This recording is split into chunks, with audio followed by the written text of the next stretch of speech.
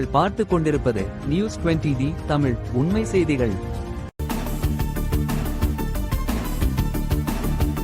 கொடைரோடு சுங்கச்சாவடி ஊழியர்களுக்கு 2 மாதம் சம்பளம் வழங்கவில்லை என கோரி ஊழியர்கள் சுங்கச்சாவடி அலுவலக வாயிலில் அமர்ந்து தர்ணா போராட்டத்தில் ஈடுபட்டனர்.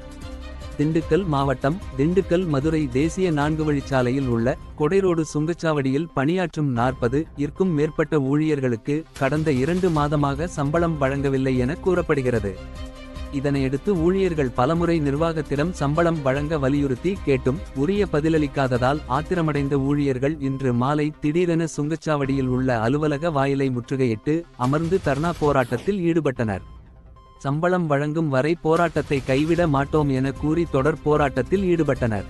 அதுகுறித்து சுங்கச்சாவடி நிர்வாகத்திடம் கேட்டபோது ரெசி என்கிற தனியார் நிறுவனம் மூலம் தான் இந்த பணியாளர்கள் பணியாற்றி வருவதாகவும் சுங்கச்சாவடி நிர்வாகம் அந்த ரெசி நிறுவனத்திற்கு பணம் கொடுத்துவிட்டதாகவும் ஊழியர்களுக்கு சம்பந்தப்பட்ட நிர்வாகம் தான் ஊதியம் வழங்க வேண்டும் என கூறினர்.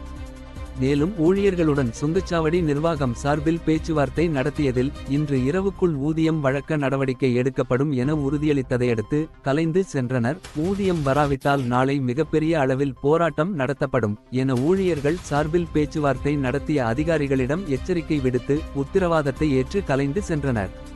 இந்த போராட்டத்தால் அப்பகுதியில் சுமார் 1 மணி நேரத்திற்கு மேலாக பரபரப்பு ஏற்பட்டது.